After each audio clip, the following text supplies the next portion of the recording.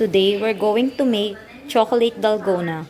So we have here dark chocolate powder, which is Swiss Miss, and then we're going to need Milo, all-purpose cream, and powdered sugar, fresh milk, mixer, and mixing bowl.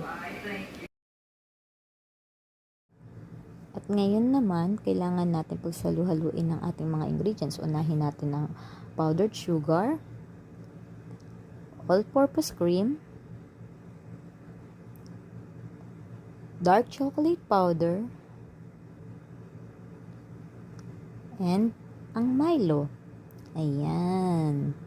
Now, ready na natin siyang i-mix. Okay? Paano natin malalaman kung okay na yung mixture natin? Kailangan yung volume ng ating cream magdoble, yung all-purpose cream. So, ngayon nakikita niyo yung pinagkaiba niya. So, ngayon nakikita niyo medyo okay, medyo ano na siya, 'di ba? Malapot-lapot na siya. Kailangan nga pala malamig pati yung inyong all-purpose cream para mas madali yung pagdoble ng volume ng inyong patok.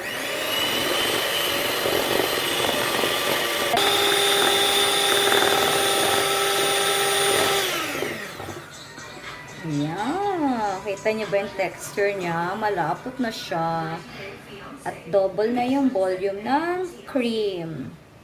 So, meaning to say, ready na to guys. Ready na siya. Yan. Ngayon, lalagyan natin ng yellow yung ating mga baso. Lagyan natin sila ng ice lahat. Okay. We have to make sure also na malamig yung ating gatas na ilalagay. Okay.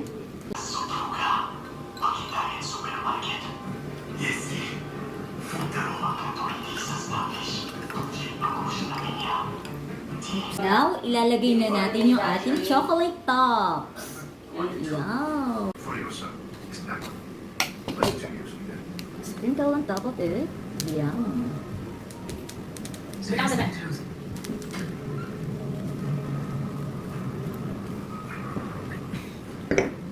Done!